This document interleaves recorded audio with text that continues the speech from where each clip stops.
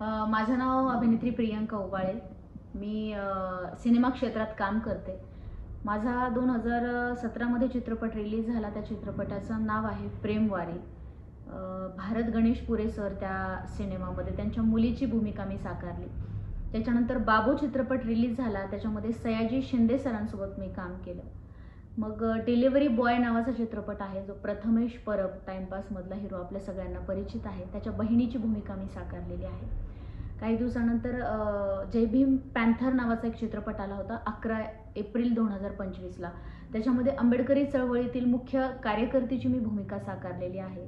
आणि जय भीम पॅन्थर नंतरचा माझा जो चित्रपट रिलीज झालेला आहे, त्या चित्रपटाचं नाव आहे आम्ही जरांगे. त्याच्यामध्ये मी सुमित्रा जरांगे म्हणजे जरांगे पाटील साहेबांच्या पत्नीची भूमिका साकारली आहे. आणि आपल्या सगळ्यांनाच परिचित असलेले मकरंद देशपांडे सर यांच्यासोबत मला काम करण्याचा योग आला.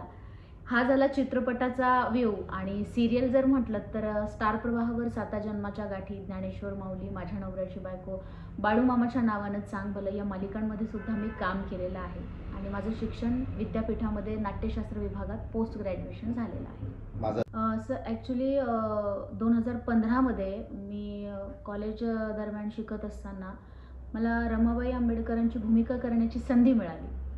आणि ज्यावेळेस नाटक झालं माझं 2015मध्ये, तर तेव्हा मला लोक रडत भेटायला आले. आणि मला असं वाटलं की कुठंतरी माझ्याकडे कलाकार म्हणून काहीतरी चुकीचा मेसेज जात आहे का. कारण माझ्याकडून तर रमाई प्रॉपर प्रेझेंट होणं गरजेचं होतं. पण मग तिथून माझं संशोधन सुरू झालं आणि असं वाटलं की रडत लोक भेटायला आलेत, पण रमाई तर रडणाऱ्या नाही आहेत ना, रमाई लढणाऱ्या आहेत. आणि त्या लढणाऱ्या रमाईची गोष्ट माझ्या समाजाला मी सांगितली पाहिजे. म्हणून मग मी 2015पासून अभ्यास सुरू केला. आणि माझ्या लाईफमध्ये प्रकाश, माझे मिस्टर आहेत प्रकाश वाघ, त्यांची मला साथ मिळाली. आणि त्याच्यानंतर मी एक रमाईच्या जीवनावर शॉर्ट फिल्म तयार केली.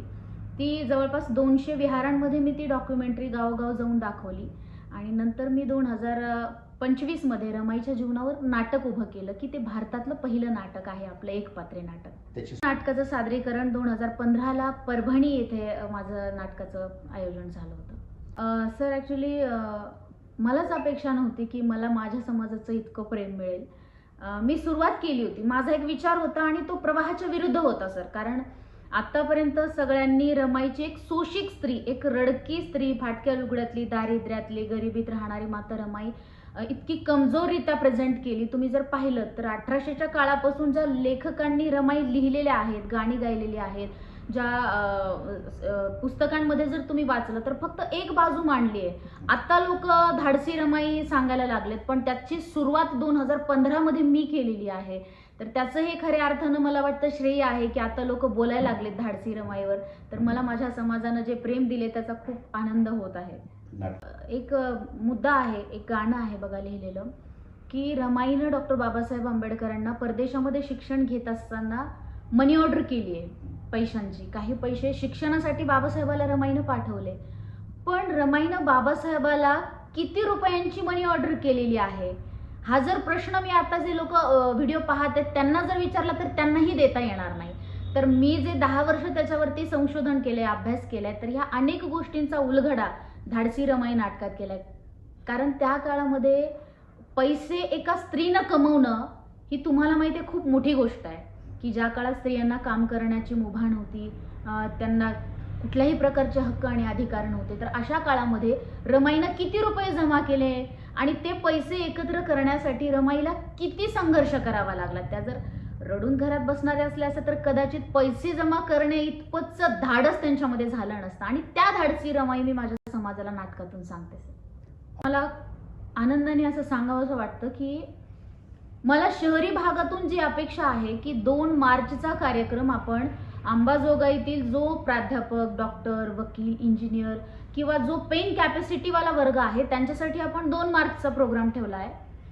तर त्यांच्याकडूनही एवढा रिस्पॉन्स नाही मिळाला मला, जितका रिस्पॉन्स मला खेड्या गावातल्या लोखंडी सावरगाव असेल, त्याच्यानंतर पठाण मांडवा असेल किंवा अशा ज्या खेड्यापाड्यामध्ये आम्ही जेव्हा फिरलो तर लोकांनी क्षणाचाही विचार नाही केला आणि माझ्या नाटकाचे तिकीट खरेदी केले. आणि शहरी भागातल्या लोकांसाठी आम्ही जे काही तिकीट दर आकारलेलं आहे 500 आणि 1000 रुपये, तर त्यांना ते खूप जड जातात द्यायला. आणि मुळात असं म्हणायचं की तुम्हाला लाखभर पगार आहे, तर तुम्ही 500 रुपये खर्च करायला इतकं मागे पुढे बघताय की ज्या बाबासाहेबाच्या रमाईच्या पुण्याईनं आज तुम्हाला लाखो रुपये तुम्ही महिन्याला कमवता आणि तुम्ही 500चं तिकीट घेताय. बरं ठीक आहे, माझा उद्देश पैसे कमवणे हा नाहीये या नाटकातून, पण माझ्या नाटकाला कोणी निर्माता म्हणजे फायनान्सर नाहीये, कोणत्या राजकीय पक्षाची स्पॉन्सरशिप नाही, कोणत्या नेत्याकडनं मी पैसे घेतलेले नाहीये. जे काही आहे ते मी माझ्या स्वबळावर करते आणि तुमच्याच तिकिटातून या नाटकाचा खर्च होणार आहे. मला वाटतं इतपत तरी जाणीव त्या लोकांना असली पाहिजे आणि त्यांनी निश्चितच या नाटकाचे तिकीट घ्यायला पाहिजे. माझ्या नाटकाच्या टीममध्ये जवळपास 20-25 लोकांची टीम आहे. ते जी टीम आहे माझी मुंबईचे प्रोफेशनली सिनेमामध्ये नाटकामध्ये कामं करणारी मुलं आहेत आणि 25 लोक. आता लोक म्हणतात एक पात्रीच आहे, मग एका पात्राला एवढं तिकीट लावायची काय गरज आहे या मुलीला. त्याच्यामुळेच माझा प्रश्न तर त्याचंच ते लोकांना त्याची जाण व्हावी. हा, तर 25 तुमचा सेट हा फार मोठा आहे असं मी ऐकलं. हो सर, आपल्या नाटकामध्ये आपण ॲज इट इज रमाईचं जे वनदगाव आहे ते दाखवतो कोकणातलं. त्याच्यानंतरचं आपण रमाईनी अनेक वर्ष ज्या बाबासाहेबांसोबत संसार केलेला ती BIT चाळ, तिथे रमाई राहिलेल्या आहेत, ती चाळ सुद्धा आम्ही उभी करतो. आणि राजगृह जे आहे आपलं, तर ते राजगृह सुद्धा तुम्हाला तिथे प्रतिकात्मक रूपामध्ये सगळं बघायला मिळणार आहे. आणि अर्थातच एवढा सगळा सेटअप उभा करायचा असेल तर त्याच्या पाठीमागं किती लोक काम करत असतील हे तुम्ही समजू शकता. त्यामुळे ही जी टीम आहे ती बॅक स्टेजला काम करते. त्याच्यानंतर काही पार्श्वसंगीत आहे ज्याला आपण म्युझिक म्हणतो, लाईट्स आहेत नाटकाचे, नेपथ्यासाठी काही मुलं आहेत, ट्रॅव्हलिंग आहे, मला टेम्पोमध्ये हे सगळं सेटअप आणावं लागतो, त्याच्यामध्ये जवळपास त्याचा खर्च आहे. ते लोक माझ्याकडे आता इथं 20 लोकांची टीम राहणार आहे अंबाजोगाईमध्ये 2 दिवस. मग त्यांचं खाणं पिणं आहे, राहणं आहे, ट्रॅव्हलिंग आहे, त्यांचं मानधन आहे, म्हणजे हा ओव्हरऑल खूप मोठा खर्च आहे. आपल्या नाटकाला नेपथ्य ज्यांनी केलेलं आहे ते सिनेकला दिग्दर्शक देवदास भंडारे नाव आहे त्यांचं. अनेक सिनेमांमध्ये त्यांना राष्ट्रीय पुरस्कार मिळालेला आहे आणि त्यांनी आपल्या मी रमाई नाटकाचं सगळं सेटचं डिझाईन ज्याला आपण म्हणूयात, तर त्यांनी ते सगळं केलेलं आहे.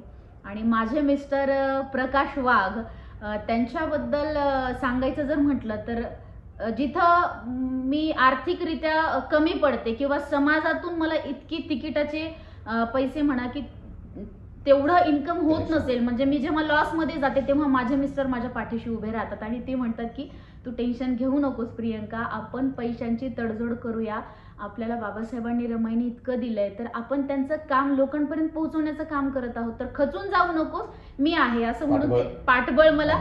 आणि नुसतं पाठबळ फक्त बोलत नाहीये तर फायनान्शियली पण ते सगळं बघतात. त्याचं मला त्यांचा खूप जास्त मला आधार आहे. जनतेला एवढंच आवाहन असेल की हे नाटक तुमचं आहे, या नाटकाला किती मोठं करायचं आहे हे अंबाजोगाई शहरातील भीमसैनिकांनी स्वतः ठरवायचं आहे. कारण मी जेवढेही आत्तापर्यंत महाराष्ट्रात प्रयोग केलेले आहेत माझे सगळे प्रयोग हाऊसफुल गेलेले आहेत. आता मला माहीत नाही की अंबाजोगाईच्या शहरामध्ये लोकांच्या मनात माझ्या बाबतीत काय गैरसमज असतील, तर ते गैरसमज निश्चितपणे हा व्हिडिओ तुमच्या न्यूज चॅनलमधून पाहिल्यानंतर दूर होतील. आणि ज्यांनी कोणी तिकीट्स घेतले नसतील त्यांना माझी एवढीच विनंती आहे की आपण तिकीट खरेदी करून स्वाभिमानानं रमाईचं नाटक पाहण्यासाठी हजारोच्या संख्येनं उपस्थित राहा, एवढीच माझी अंबाजोगाईकरांना विनंती आहे.